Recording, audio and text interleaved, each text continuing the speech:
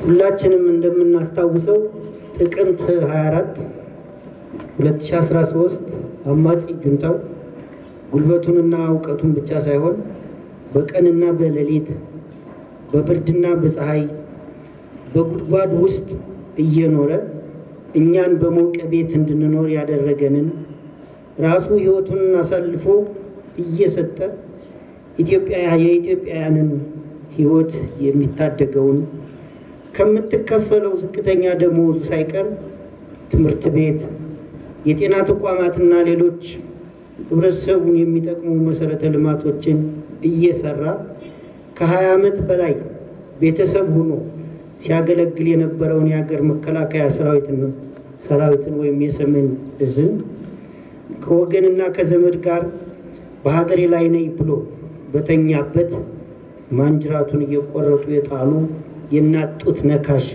በመሆናቸው ከተገነዘብ ውለን አድረናል።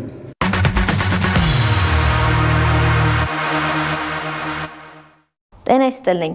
ከራስ ለራስ መሰናዷችን ተጀምሯል። የዛሬው ከራስ ለራስ መሰናዷችን ወቅታዊ ጉዳይ ላይ ትኩረቱን አድርጓል።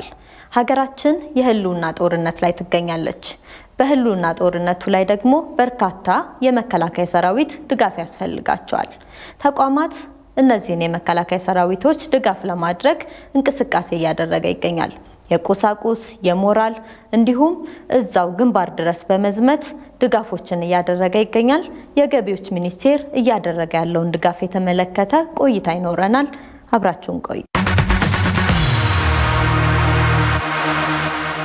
የገቢዎች ሚኒስቴር ገቢ ለመሰብሰብ የተቋቋመ ተቋም ነው። ነገር ግን ገቢን ከመሰብሰብ ባሻገር በተለይም አሁን ሀገራችን የህልውና ዘመቻ ላይ እንደመገኘቷ ላለፈው 1 ዓመት መከላከያን ለመደገፍ የተለያዩ እንቅስቃሴዎች እያደረጋችሁ የተለያዩ ድጋፎችንም ስታደርጉ ቆይታችኋል። ተቋማችሁ በዚህ ዙሪያ በተለይም በቁሳቁስ የነበረው ድጋፍ ምን ይመስል ነበር? ምን አይነት ድጋፎችንስ ነው ስታደርጉ የቆያችሁ? በአሁኑ ሰዓት ሀገራችን ከውጭም ከውስጥም ከፍተኛ ጫና ላይ ትገኛለች። ሀገሪቷን ለማጎሳቆል ህዝቦቿን ለመበደል እየተሰሩ ያሉ ሴራዎችን ለማክሸፍ ሁሉም ኢትዮጵያዊ የራሱን አስተዋጽኦ እያበረከተ ይገኛል። እንደ ገቢ ሰብሳቢ ተቋምም እኛም ገቢውን በመሰብሰብ ሀገራችን የራሷን ወጪ በታክስ ገቢ እንድትሸፍን ከፍተኛ ርብርብ እያደረገን እንገኛለን። ከዛ ጎን ለጎን ደግሞ ለህልውና ዘመቻው በተደረገው ጥሪ መሰረት የተለያዩ ተግባራትን እያከናወነን እንገኛለን። ከዛ ውስጥ አንዱ በገንዘብና በቁሳቁስ ለሀገር መከላከያ ሰራዊትና ለጸጥታ ችግር ላለባቸው ክልሎች ድጋፍ የማድረግ ስራዎች እየተሰሩ ነው ያሉት። ኢትዮጵያን ለማፍረስ የሚሰራው ኃይል ዛሬም ድረስ እየተዋጋ በመሆኑና ይህንን ኃይል ለመደምሰስና ኢትዮጵያ እንዳትፈርስ ህዝቦቿም እንዳይጎዱ በግንባር ተሰልፎ የማይተካውን ህይወቱን እየገበረ ላለው ወገናችን በመንችለው ሁሉ መድረስ ሀገራዊና ወገናዊ ግዴታችን በመሆኑ በዛሬው ዕለት 135 ሚሊዮን ብር የሚያወጣ ለአማራ ክልልና ለአፋር ክልል አቅርበናል።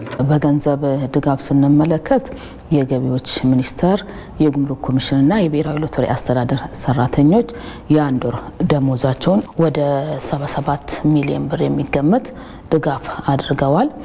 በቁሳቁስ ደግሞ ከዚህ በፊት በተለያዩ አካባቢዎች በተለያዩ ጊዜያት የፌደራል የጸጥታ ኃይሎችና የክልል ጸጥታ ኃይሎች ከጉምሩክ ኮሚሽን አመራርና ሰራተኞች ጋር በመሆን የተለያዩ የኮንትሮባንድ እቃዎችን እየያዙ እንደነበረ በተለያዩ ጊዜም ሲገለጽ ነበር።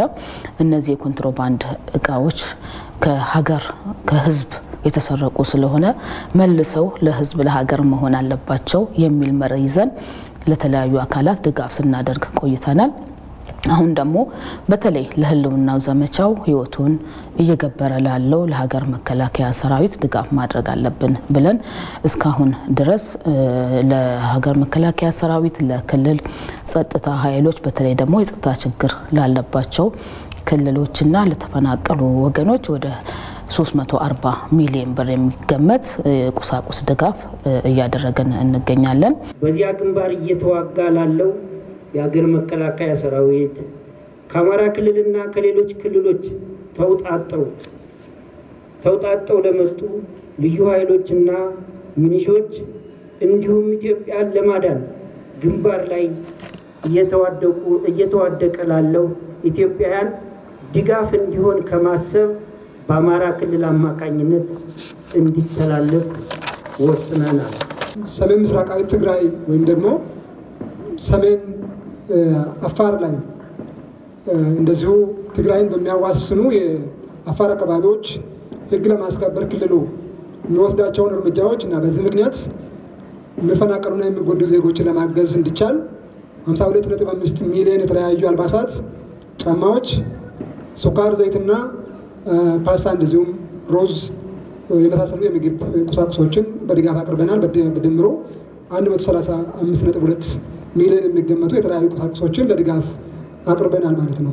በአሁኑ ሰዓት በተለያየ ግንባር ህይወታቸውን እየሰጡ ያሉ የአማራ ሚሊሻ፣ የአማራ ልዩ ኃይል እንዲሁም ከመላው ሀገራችን የተውጣጡ የሰላም አስከባሪ ኃይሎች ህይወት እየገበሩ ነውና ይሄ ዛሬ የተሰጠን ድጋፍ በቀጥታ ቅድም እንደተባለው ወደ ግንባር የሚሄድ እንዲሁም ደግሞ በተለይ በአሁኑ ሰዓት ከተለያዩ ክልሎች እንዲሁም ከአማራ ክልል የተውጣጣው ሚሊሻ የዕለት ቀለብ ስንቅ ያስፈልገዋል። ስለዚህ ዛሬ የተሰጠናቸው ግብዓቶች ዘይቱም፣ ስኳሩም ሌላውም በሙሉ ለስንቅ የሚውል ነው። ከዛ ውጪ ለሀገር መከላከያ ሰራዊት የደም ልገሳም አድርገናል። በየ3 ወሩ ሁሉም ሰራተኞች ባይባልም ከውስጡ የተወሰኑ ሰራተኞች በየ3 ወሩ ደም እየለገሱ ይገኛሉ በደም ባንክ በኩል። ከዛ ውጪ ሁሉም ሰራተኛ ባለበት ቦታ ሆኖ ግዴታውን የተወጣ ሀገርን የማዳን ስራውን እየሰራ ያለበት ሁኔታ ነው ያለው። እስካሁን ያደረጋችሁት ድጋፍ እንደሚታወቀው በርካታ ድጋፎች አድርጋችኋል። ግንባር ድረስ እየሄዳችሁም ድጋፍ ያደረጋችሁበት ሁኔታ አለና ይሄ በተለይ ግንባር ድረስ ሄዶ ድጋፍ ማድረግ እዛ ያሉ የመከላከያ ሰራዊቶች ጋር የሚፈጥረው ስሜት ምን ይመስላል? ድጋፍ ከማድረግ የበለጠ ደግሞ በቦታው ሄደሽ ስሜታቸውን ተረድተሽ ያሉበትን ችግር በተግባር አይተሽ ስደግፊያቸውና ከጎናችሁ ነን ስትያቸው የሚሰጠው ስሜት ቀላል አይደለም። እኛም በግንባር ሄደን በመንሰጥበት ወቅት ምናየው ምንገነዘበው ነገር እሱ ነው። ስለዚህ ቁሳቁሶቹን እዚህ ሆነን ፌደራል ደረጃ ላለው ኃላፊዎች ማስረከብ ይቻል ነበር።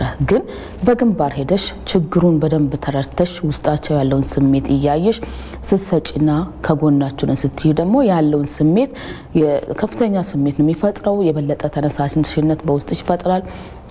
ሌሎች አጋጣሚዎችን ሌሎች ኦፕሽኖችን ፈልገሽ ሁሉ እነሱን የምትረጂበት የምትደግፊበትን ስሜት በውስጥሽ ይፈጥራል።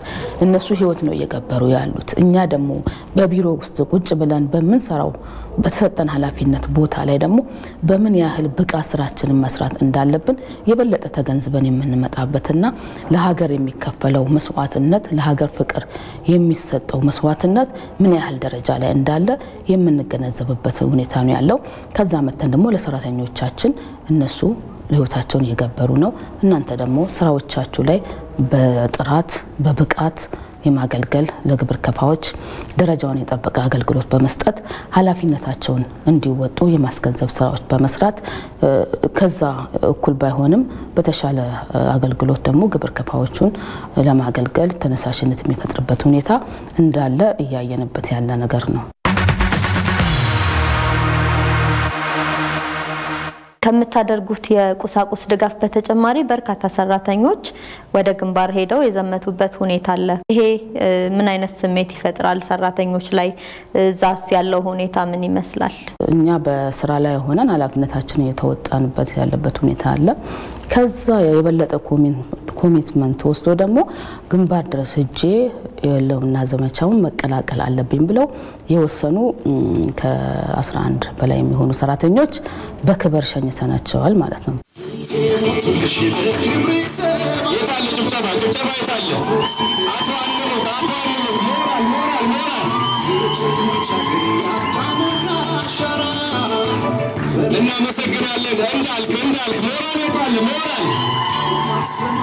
እናመሰግናለን። በጣም እናመሰግናለን።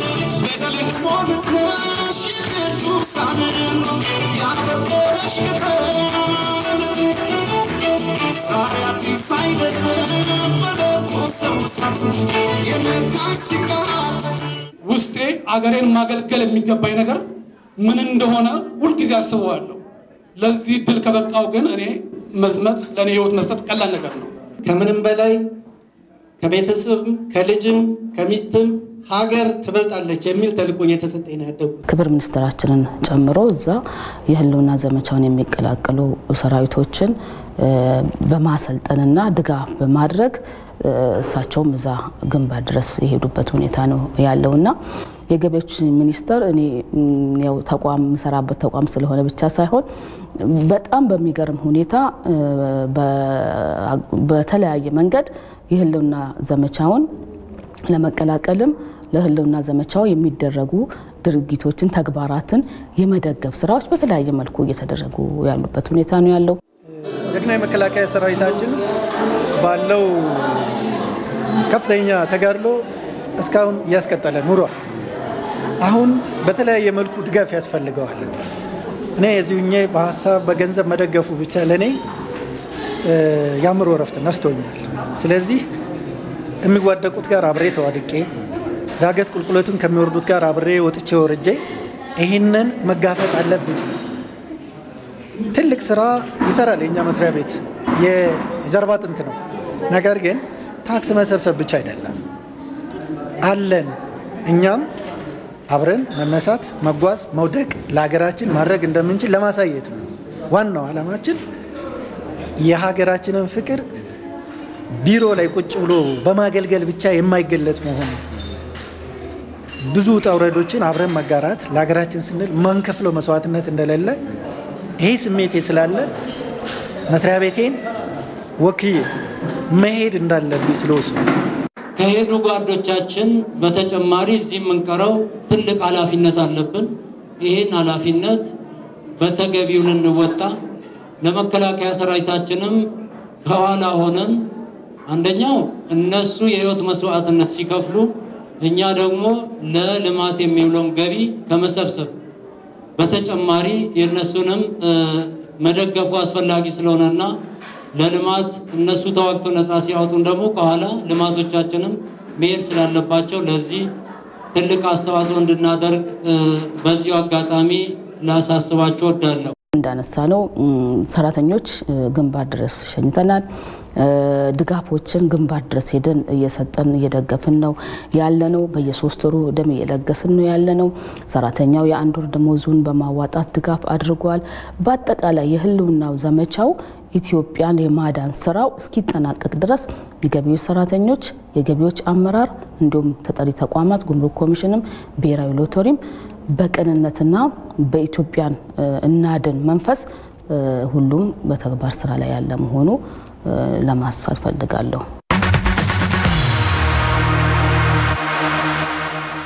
መከላከያን ከመደገፍ ባሻገር ቅድም አንስተሻል የተለያዩ ክልሎች ላይ በተለይም በዚሁ ጦርነት ምክንያት የተፈናቀሉ ወገኖች አሉ ገዛ የሚፈልጉ አንድ ጊዜ እርዳታ ተደርጎ የሚቆም ብቻ አይደለም ቀጣይነት ሊኖረው የሚገባ ነገር ነውና ተቋማችሁ እዚህ ላይ ምን እየሰራ ነው ያለው? አዎ እንዳልሽው ያው ህልውና ዘመቻው እስኪጠናቀቅ ድረስ ድጋፎች መቀጠል አለባቸው። እንዳልሽው ከአመት በፊት ነው ይሄኛውን ድጋፍ ማድረግ የጀመርነው። እስካሁንም አላቆምንም። ትናንትና በጉምሩክ ኮሚሽን በኩል ብርሃን ላይ ያሉ ተፈናቀሉ ወገኖች ድጋፍ ተደርጓል። የቢሾፍቱ ሆስፒታል ያሉ የሀገር መከላከያ ሰራዊት ጉዳት ለደረሰባቸው አካላት ከሳምንት በፊት ድጋፍ ተደርጓል። የሚቆም ድጋፍ የለም። ሀገር ህልውናዋ ተረጋግጦ ነፃነቷን እስክታገኝ ድረስ ሁሉም ኢትዮጵያዊ ኃላፊነቱን እየተወጣ ነው ያለው። ከሁሉም ኢትዮጵያዊ በላይ ደግሞ የገቢዎች ሚኒስቴር እንደ ተቋምም እንደ አመራርም እንደ ሰራተኛም ሁላችንም ድጋፉን እናስቀጥላለን ብለን የተግባባንበት ሁኔታ ነው ያለው። ድጋፉ መቼም አይቆምም። በእኛ እርግጠኛ ሆኜ መናገር የምፈልገው ደም መለገስ ላይ ሰራተኞቻችን ስንጠራ በፍቃደኝነት መጥተው እየሰጡ ነው። ለሀገር መከላከያ ሰራዊት ሲባል ማንም ወደ ኋላ የሚል የለም። ያው የወራዊ ደሞዛችንን ተቆርጧል። ነገ ሲያልቅ ሁለተኛ ዙርም የሚቀጥል ሊሆን ይችላል።